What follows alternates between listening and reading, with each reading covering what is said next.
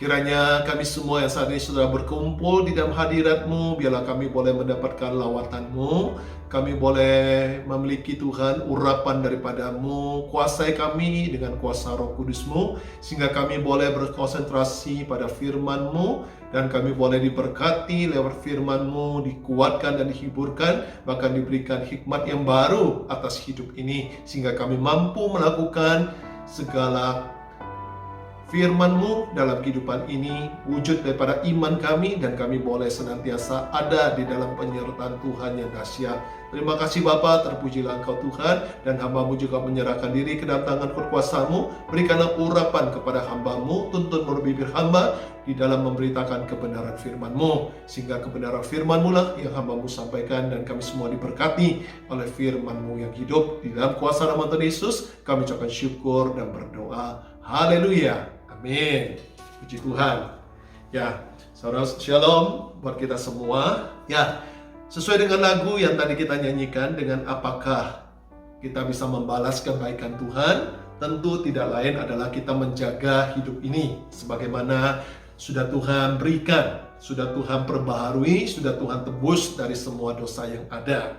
Di mana ingat, kita semua sudah dijadikan menjadi pribadi yang baru, yaitu manusia yang baru. Nah, hari ini kita akan belajar bagaimana kita menjaga manusia baru ini, supaya manusia baru ini terus bersinar, supaya manusia ini baru ini terus menjadi perkenanan di hadapan Tuhan.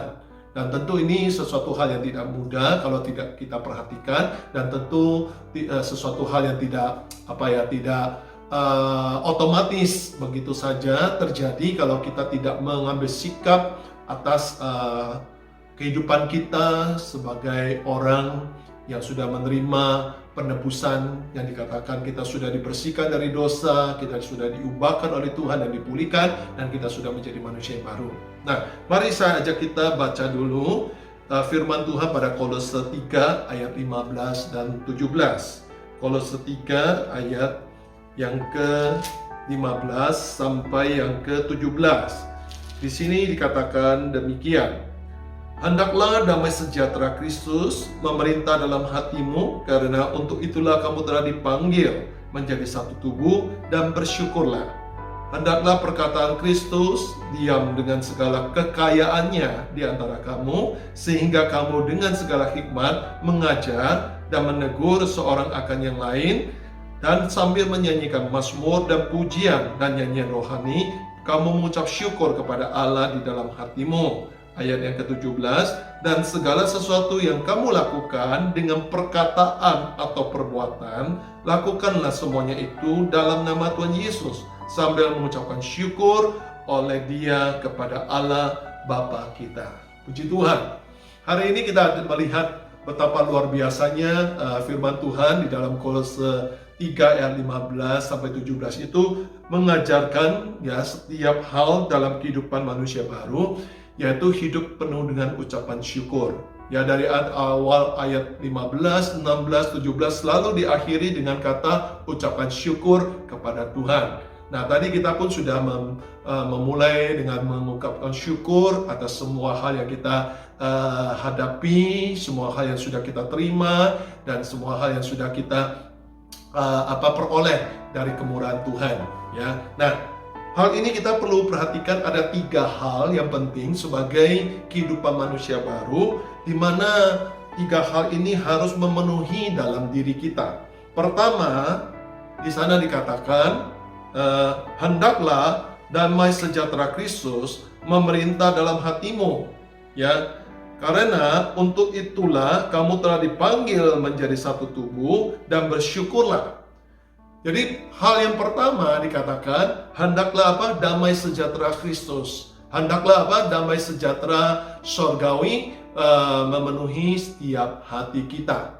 Nah, seringkali yang kita cari kedamaian ini bukan kedamaian Kristus. Itulah yang merusak kehidupan manusia baru kita yang sesungguhnya ada di dalam anugerah Tuhan yang luar biasa. Kenapa saya katakan kita seringkali merusak semua itu? Karena yang kita cari kedamaian bukan dari kepada kedamaian surgawi. Kita selalu mencari kedamaian dunia. Nah, apa yang menjadi kedamaian dunia yang kita cari? Yaitu kita mencari kenyamanan.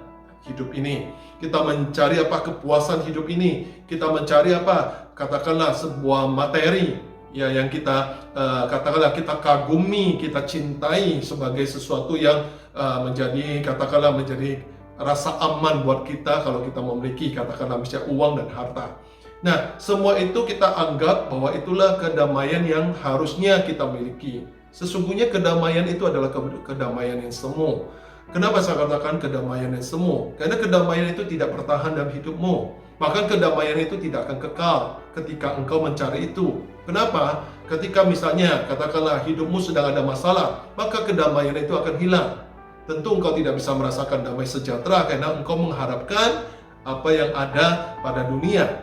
Karena dunia tidak pernah mendatangkan sesuatu yang sesungguhnya bisa memuaskan hati kita. Ya, bahkan ketika engkau mungkin punya kekurangan dalam finansial, engkau akan kehilangan damai karena engkau pun dipenuhi dengan ketakutan. Lalu bagaimana engkau bisa hidup di dalam damai sejahtera?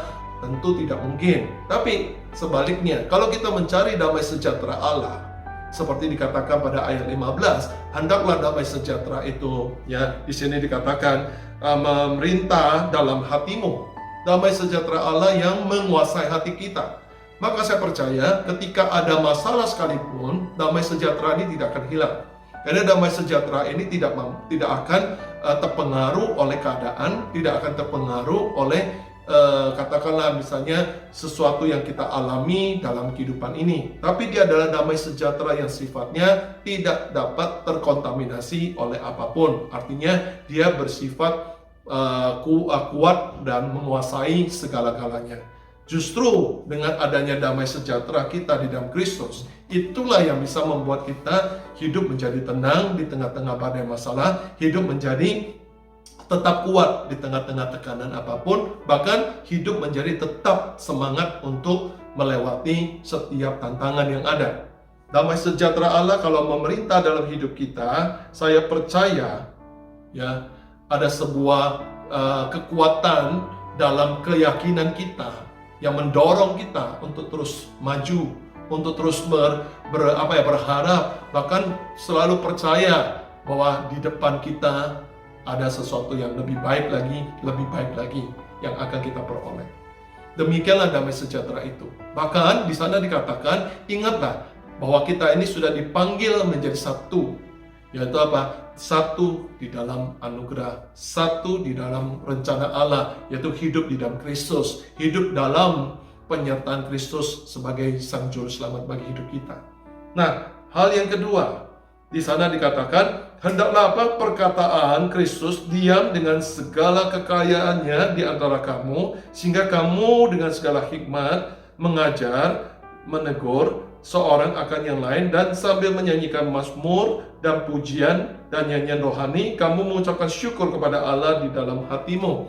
Nah, hal yang kedua tidak kalah pentingnya adalah selain engkau menjaga ataupun memberikan hatimu dipimpin oleh damai sejahtera Tuhan, kita juga harus memberikan firman itu, ya, perkataan itu, ya, Kristus diam di dalam diri kita dengan segala kekayaannya. Artinya apa? Kita membiarkan firman itulah yang terus ya mengoreksi diri kita, mendidik kita, membimbing kita, menuntun kita. Bahkan firman Tuhan itulah yang selalu kita hidupkan dalam hidup kita. Karena ingat, perkataan Kristus itu penuh dengan kekayaan, kemurahannya, kebaikannya yang tidak pernah habis sesungguhnya. Kalau kita hidup dalam firman-Nya, dan firman itu kita jaga seperti dikatakan pada minggu yang lalu, di mana kita menjaga hikmat, maka hidup kita akan dipeliharanya. Demikianlah kekayaan firman Tuhan itu. Saya percaya barang siapa hari ini hidupnya selalu memelihara firman, maka firman itu otomatis menjadi sebuah benteng perlindungan bagi dirinya, sebuah perisai yang dia bisa bawa untuk menghadapi perlawanan terhadap masalah yang ada. Bahkan bukan cuma itu saja, tapi firman Tuhan itu mendatangkan kelimpahan kasih Tuhan dalam hidupnya.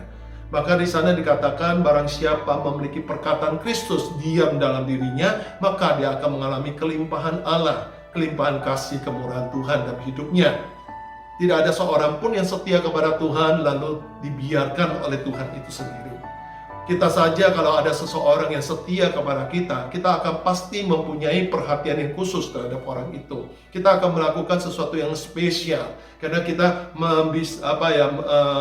karena kesetiaannya itu sudah mencuri perhatian kita, mencuri hati kita untuk dia. Nah, untuk mencuri hati Tuhan, kita harus punya kesetiaan untuk melakukan firman-Nya. Disitulah tips untuk mencuri kecintaan Tuhan. Bagaimana kita bisa dicintai Tuhan? Yaitu dengan kesetiaan kita untuk memberikan waktu, ruang bagi perkataan firman Tuhan itu untuk hidup dalam diri kita. Dan ingat bahwasanya ketika perkataan firman Tuhan hidup dalam diri kita, kita tidak cuma diberkati, tapi kita bisa menjadi berkat bagi orang lain. Makanya kita akan dipakai Tuhan untuk bisa menyampaikan sesuatu yang baik dan benar bagi orang lain yang kita kenal, ya itu mungkin keluarga kita, mungkin itu teman baik kita, bahkan orang-orang yang Tuhan kirimkan kepada kita di saat mereka menyampaikan masalah hidup mereka. Nah, di sana perkataan firman Tuhan dalam diri kita yang akan keluar untuk memberitahu kepada mereka tentang sesuatu hal yang mereka perlu mendapatkannya untuk kebaikan hidupnya. Sama seperti tadi, ya Ci Iing bersaksi bahwa seseorang teman di Jakarta yang sekarang saat ini sedang stres menghadapi sebuah dilema di dalam pemecatan karyawannya, di mana hatinya tidak berkehendak karena kasihan dengan karyawannya, tapi di satu sisi keadaan harus membuat dia melakukan tersebut. Lalu apa yang bisa dia lakukan? Selain apa? Selain dia belajar daripada hikmat firman Tuhan. Sehingga kita mengajarkan dia, mungkin dari firman Tuhan itu menguatkan dia juga bisa menguatkan karyawan-karyawan yang menerima pemecatan itu. Sehingga kehidupan karyawan yang menerima pemecatan itu tidaklah serta-merta mereka mengalami keterpurukan karena pemecatan, tapi mereka tetap bisa mendapatkan kekuatan untuk menghadapi semua itu dan melangkah untuk mencari sesuatu yang baru bagi hidup mereka. Saya percaya firman Tuhan itu selalu membawa kita keluar dari keterpurukan. Firman Tuhan tidak pernah membiarkan kita ada di dalam kungkungan masalah, tapi justru membawa kita keluar dari semua itu. Maka itulah firman Tuhan. Barang siapa memiliki firman Tuhan, pasti hidupnya akan dibangun, hidupnya akan dikuatkan, hidupnya akan diteguhkan.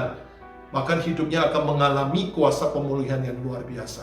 Tapi barang siapa hidup mengikuti perkataan dunia, yang seringkali menyesatkan, perkataan dunia yang seringkali mendatangkan ketakutan, bahkan perkataan dunia yang selalu membawa dampak negatif bagi hidup kita, maka percayalah hidup kita akan semakin merosot, hidup kita akan mengalami kekalahan. Tapi bagi barang siapa yang hidup mengikuti perkataan firman Tuhan, bahkan membiarkan perkataan firman Tuhan itu hidup di dalam dirinya, seperti Rasul Paulus katakan, aku hidup bukan diriku lagi, tapi Kristus yang hidup dalam diriku. Maka saya percaya saudara dan saya akan mengalami satu pemeliharaan Tuhan yang ajaib, kuasa Tuhan yang dahsyat yang bisa kita saksikan bagi banyak orang. Dan hal yang ketiga, selain damai sejahtera memerintah dalam hatimu, dan perkataan Kristus diam di dalam hatimu dengan segala kekayaannya. Dan yang ketiga adalah hendaklah segala sesuatu yang kita lakukan, perkatakan dan perbuat, ya, lakukanlah semuanya itu dalam nama Tuhan Yesus. Artinya apa? Hendaklah setiap perkataan dan perbuatan kita itu kita lakukan di dalam kebenaran yang sudah kita pelajari. Ya, ingat, setiap perkataan dan perbuatan yang tidak dalam kebenaran itu akan sia-sia. Bahkan akan mendatangkan malapetaka bagi hidup kita. Tapi kalau kita melakukan semuanya dalam kebenaran, saya percaya kebenaran itulah sesungguhnya sudah menjaga kita. Bahkan kebenaran itulah yang nantinya mendatangkan kemuliaan Tuhan atas hidup kita semua. Jadi betapa pentingnya kita melakukan sebuah perkataan dan perbuatan di dalam kebenaran. Makanya kalau kita sedang berbicara kepada keluarga kita, baik itu pasangan hidup kita, baik itu anak-anak kita, baik itu orang tua kita, ayo perkatakanlah dan perbuatlah sesuatu yang benar bagi mereka. Jangan keluarkan kata-kata yang emosional yang datangnya dari kedagingan kita. Sekalipun kau kesal, sekalipun kau kecewa, sekalipun kau diperlakukan tidak baik, tapi tetap yang keluar dari mulut bibir kita adalah perkataan firman Tuhan. Ya, dengan demikian saya katakan, kalau kita punya perkataan firman Tuhan keluar, pertama, kita sendiri akan memiliki damai itu dulu. Kedua, perkataan itu juga akan mendamaikan hati orang yang melakukan sesuatu yang tidak pantas itu. Dan daripada itulah dia akan diubahkan. Tidak ada satu hal yang bisa kita kerjakan, ya, kita bereskan hanya lewat perkataan-perkataan yang tidak benar. Sebagai contoh, mungkin ketika kita kesal dengan seseorang, kita ribut dengan dia, kita bertengkar dengan dia, kita berselisih dengan dia, apakah itu bisa menyelesaikan masalahmu? Tentu tidak. Bahkan akan membangun gap yang semakin besar, membangun sebuah istilahnya masalah yang lebih rumit untuk diselesaikan. Katakanlah suami istri, ya, ketika berselisih pendapat, tapi berselisih pendapat ini tidak diselesaikan dengan tunduk kepada perkataan firman Tuhan, tapi mereka lakukan dengan perkataan mereka yang saling menyakiti, yang saling menyinggung satu sama lain. Maka perselisihan yang tadinya di dalam pikiran bisa menjadi perselisihan di dalam perkataan, bahkan fisik. Artinya mungkin akan mengalami sesuatu perlakuan, kekerasan fisik. Tapi setiap perselisihan pikiran kalau diselesaikan dengan perkataan Allah, saya percaya kedamaian Tuhan itu, hikmat kekayaan Tuhan itu akan membangun pemikiran yang benar, sehingga apa yang tadinya beda bisa kita satukan di dalam Kristus. Dan itulah sebuah keadaan yang menjadi baik bagi hidup kita. Jadi jelas sekali hal ini dimintakan kepada kita. Mari kita belajar sebagai manusia yang baru. Tidak lagi kita menggunakan manusia lama kita, tapi gunakanlah manusia baru. Filternya apa? Kita memiliki damai sejahtera Allah yang memimpin hati kita. Kita memiliki perkataan Kristus yang penuh diam dalam hidup kita. Bahkan kita melakukan segala perbuatan dan perkataan kita di dalam kebenaran. Saya percaya, ya, perkataan dan perbuatan kebenaran itulah yang menjadi bagian yang orang akan melihat bahwa kita ini adalah pengikut Kristus yang benar. Kita ini adalah orang-orang yang benar-benar sudah diubahkan Tuhan, dan itulah nama Tuhan dipermuliakan, sehingga kita bisa bersyukur menjadi bagian berkat bagi banyak orang. Nah, pertanyaannya adalah bagaimana kita bisa selalu bersikap demikian ataupun menjaga keadaan manusia baru kita? Pertama, kita pertanyakan kepada kita bahwa apapun yang kita lakukan dalam kehidupan ini, dapatkah hal itu kita lakukan untuk kemuliaan Tuhan? Seperti 1 Korintus 10 ayat 31 berbicara demikian. Kita lihat di sini 1 Korintus 10 ayat 31. Dikatakan dalam firman Tuhan, "Aku menjawab, jika engkau makan, minum, atau jika engkau melakukan sesuatu yang lain, lakukanlah semuanya itu untuk kemuliaan Allah." Nah, itu dikatakan dalam 1 Korintus 10 ayat 31. Diajarkan kepada kita, ya, di mana ini surat Paulus kepada jemaat Korintus, dikatakan begini, jika engkau makan, jika engkau minum, jika engkau melakukan sesuatu yang lain, lakukanlah semuanya itu untuk kemuliaan Allah. Nah, demikianlah kalau kita menjaga setiap perlakuan hidup kita yang kita nilai terlebih dahulu sebelum kita lakukan. Adakah kalau aku berbuat ini, nama Tuhan dipermuliakan ataupun nama Tuhan justru dipermalukan? Kalau kita memahami, oh, aku melakukan ini, nama Tuhan dipermuliakan, maka lakukanlah itu. Saya percaya, barang siapa melakukan sesuatu dalam kebenaran, pasti nama Tuhan dipermuliakan. Ketika engkau bisa mengampuni, engkau bisa mengasihi seseorang yang menyakitimu, tentu nama Tuhan dipermuliakan. Tidak akan pernah nama Tuhan dipermalukan.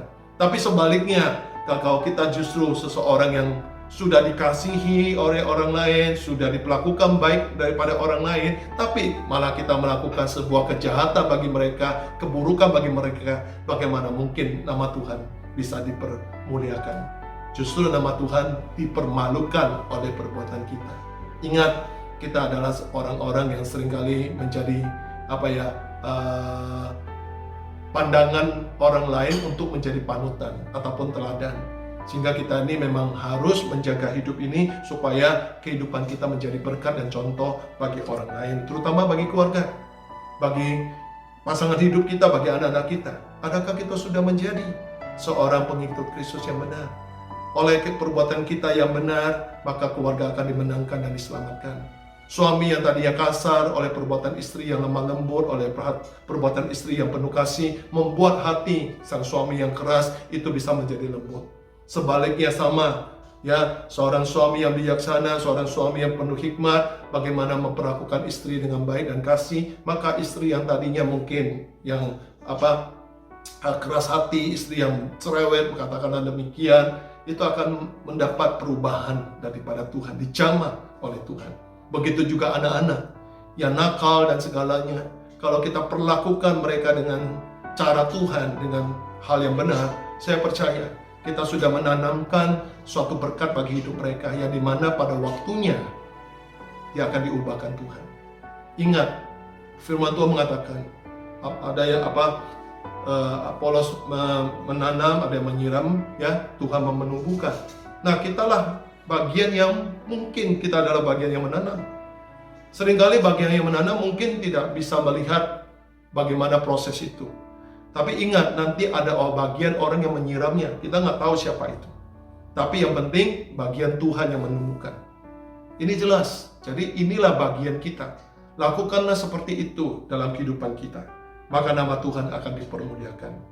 Hal yang kedua, untuk menjaga keberlangsungan manusia baru kita di dalam Kristus, pertanyakanlah dengan pertanyaan yang kedua adalah, dapatkah hal itu kita lakukan sementara di dalam kesungguhan kita mengucapkan syukur, dan apakah hal tersebut ya juga atau tindakan tersebut bersifat ya dalam kekristenan yang benar. Kita lihat 1 Yohanes 2 ayat 6. 1 Yohanes 2 ayat 6 mengajarkan kita untuk memperhatikan sebuah tingkah laku kehidupan kita yang mencerminkan kehidupan kita di dalam Kristus itu. 1 Yohanes 2 ayat yang ke-6. Barang siapa mengatakan bahwa ia ada di dalam Dia, yaitu Kristus, ia wajib hidup sama seperti Kristus telah hidup. Nah, ini merupakan hal yang teristimewa bagi kita untuk memperhatikannya. Katakanlah begini, bagaimana hal ini bisa kita terapkan dalam kehidupan kita? Kita selalu berpikir begini, ketika kita menghadapi sebuah suasana yang katakanlah tidak nyaman dan tidak enak, ya, coba kita bertanya, bagaimana kalau Kristus sendiri yang menghadap semua ini? Apa yang akan Kristus lakukan? Nah, dari pertanyaan itulah membuat kita mengikuti apa yang Kristus lakukan. Katakanlah ketika aku ingin marah, tapi kalau aku percaya Kristus menghadapi ini, tentu Kristus tidak melakukan pemarahan itu dengan emosionalnya, tapi justru Kristus akan memunculkan belas kasihnya. Maka di situ kita harus menahan diri untuk melakukan kemarahan, tapi sebaliknya kita melakukan apa yang pasti akan Tuhan lakukan, yaitu belas kasih itu. Maka dengan demikian, tanpa sadar kita setiap hari belajar untuk menjadi manusia baru yang semakin disempurnakan oleh karena perbuatan firman. Tidak ada satupun manusia baru kita yang bisa kita perbaharui ataupun disempurnakan tanpa melakukan firman itu. Tidak mungkin. Karena hanya dengan melakukan firman itulah baru bisa kita menjadi semakin baik. Ingat, dalam Yohanes 15 pun mengatakan kita ini bagaikan ranting yang menempel pada pokok anggur. Nah, ranting yang sudah bersih itu akan dibersihkan lagi oleh kebenaran firman Tuhan. Dikikis lagi supaya apa? Ranting itu semakin berbuah banyak. Demikianlah kita.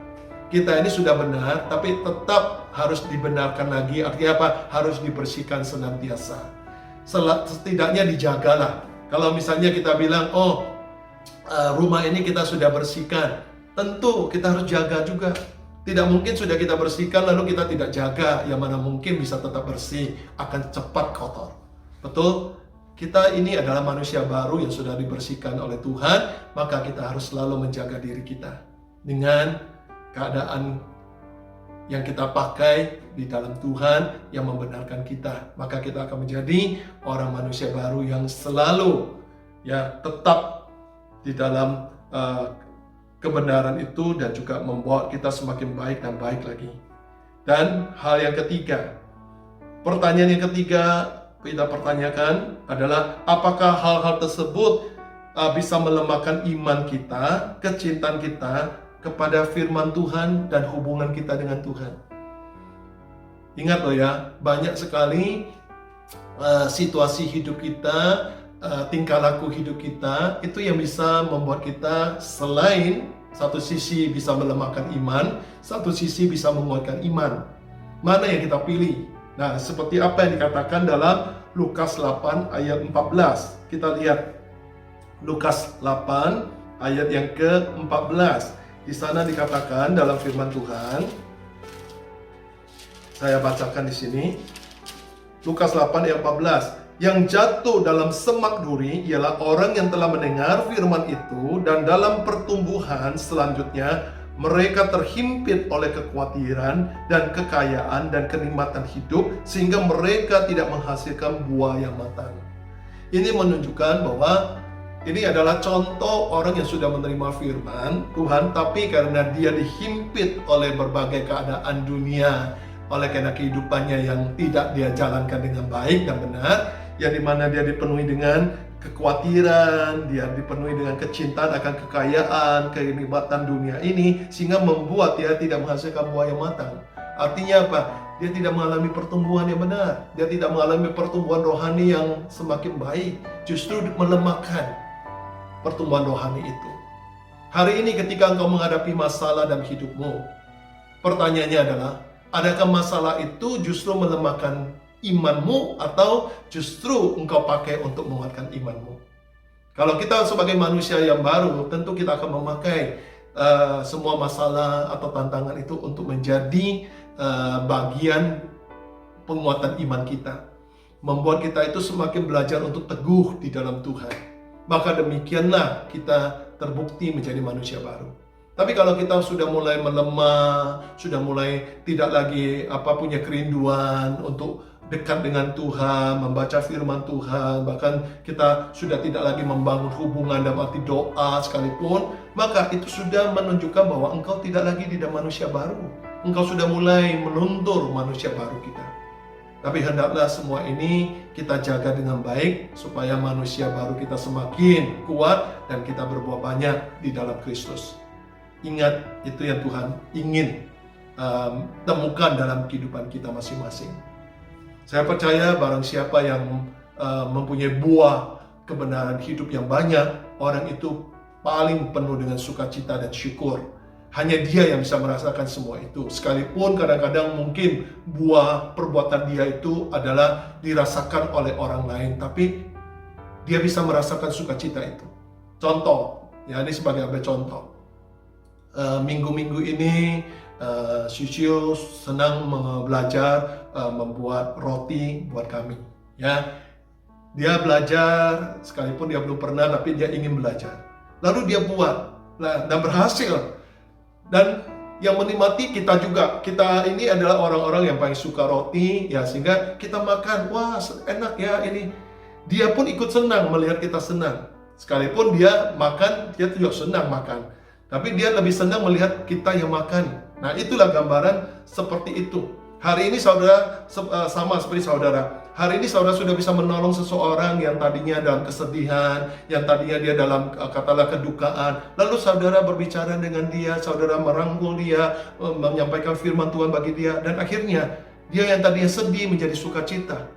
Selain dia sukacita, saudara juga sukacita, saya percaya. Saudara pasti akan menjadi orang yang katakanlah punya hati yang senyum gembira. Demikianlah kita sebagai orang yang sudah melakukan itu bagi orang lain. Betul? Inilah bagian daripada buah kebenaran yang kita perbuat, tapi itu akan kembali juga dampaknya bagi kita. Semakin banyak engkau berbuat kebenaran, buah kebenaran kepada orang lain, tidak pernah merugikan dirimu.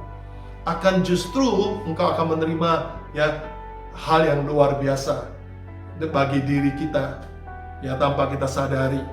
Betul? Nah, di sini kita diminta untuk selalu memperhatikan setiap tindakan kita, apakah itu melemahkan iman kita dan kecintaan kita kepada firman Tuhan dan hubungan kita dengan Tuhan, atau memperkuat. Itu yang penting.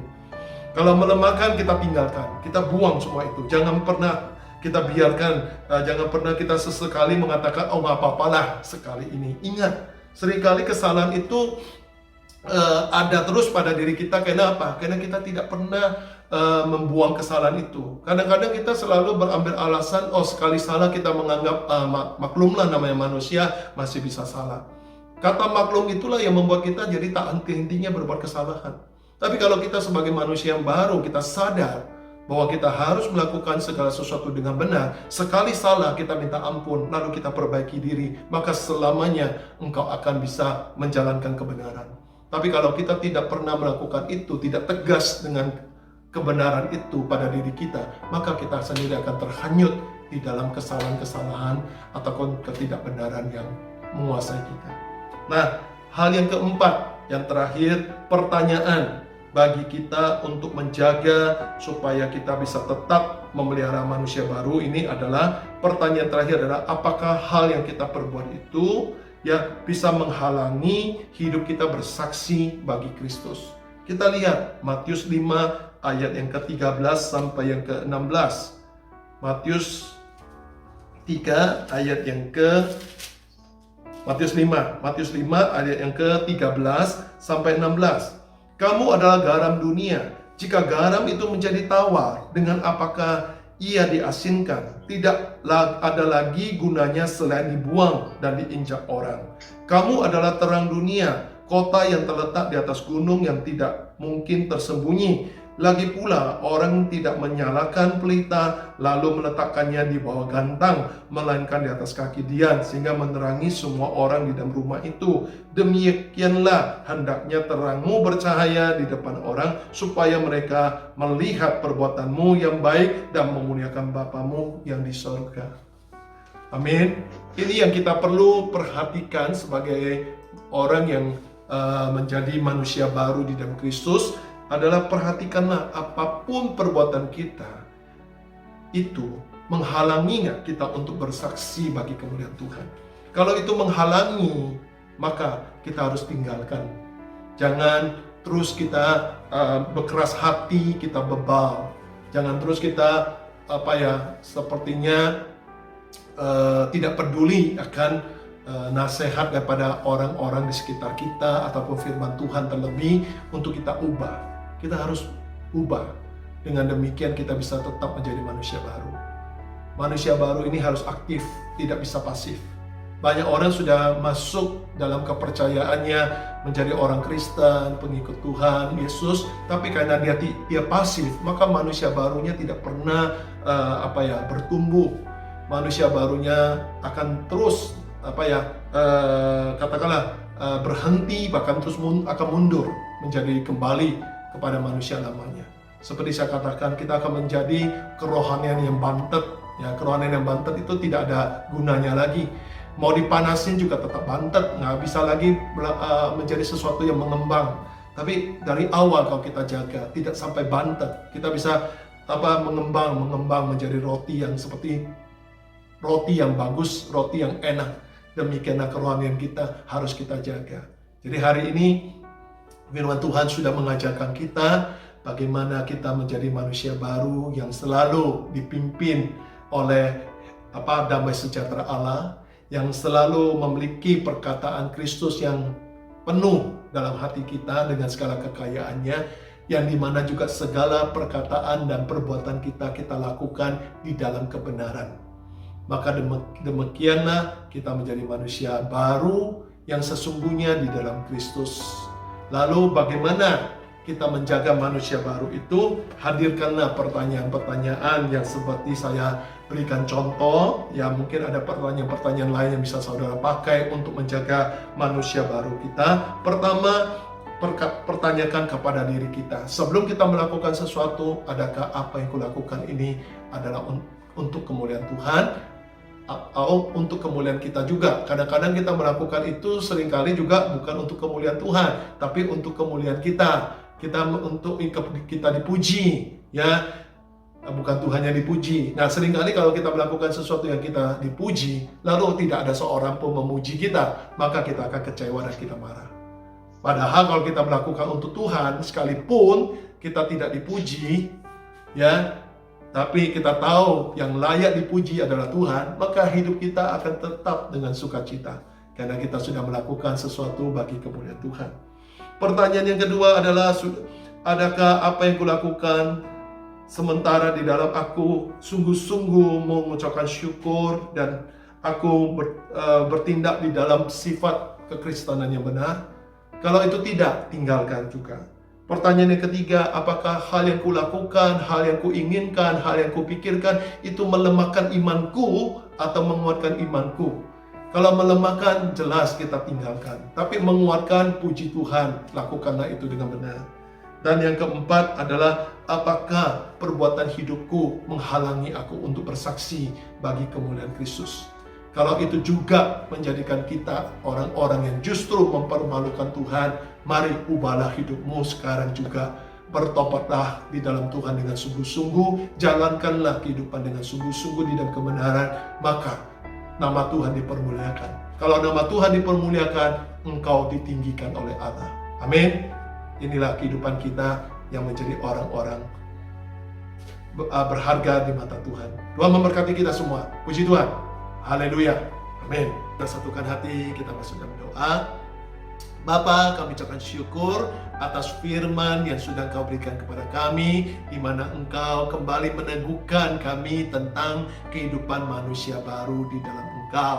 Oleh sebab itu Tuhan, biarlah kami semua yang sudah menerima pengajaran firman-Mu, kami akan selalu menjaga manusia baru kami ini agar semakin hari semakin diperbarui, semakin hari semakin disempurnakan untuk berbuah banyak dan menjadi berkat bagi banyak orang. Mari Tuhan, biarlah kami terus Tuhan memberikan damai sejahtera-Mu Tuhan yang untuk memerintah di dalam hati kami. Sekalipun ada beban, masalah, persoalan, biarlah damai sejahtera Tuhan itulah yang menguasai hati kami. Bukan lagi pikiran dan perasaan kami, bukan lagi Tuhan masalah-masalah yang ada, ancaman itu menguasai hati kami, tapi damai sejahtera Tuhan yang menguasai hati kami. Bahkan kami juga memberikan perkataan firman-Mu Tuhan untuk diam di dalam diri kami. Biarlah Tuhan setiap perkataan-Mu kami tanam dalam diri kami yang paling dalam, di lubuk hati kami yang paling dalam, dan biarlah firman Tuhan mendatangkan hikmat bagi kami, firman Tuhan mendatangkan petunjuk bagi kami, firman Tuhan mendatangkan kekuatan dan penghiburan bagi kami semua, agar kami mampu menyelesaikan semua masalah apapun di hadapan kami dengan baik dan sempurna. Dan kami pun juga Tuhan selalu berdoa kiranya Engkau juga selalu mengingatkan kami, biarlah segala perbuatan dan perkataan kami dapat kami lakukan selalu di dalam kebenaran, karena kami percaya kalau kami melakukan semuanya itu, maka Tuhan, selain Tuhan kami diberkati, kami juga menjadi berkat bagi banyak orang.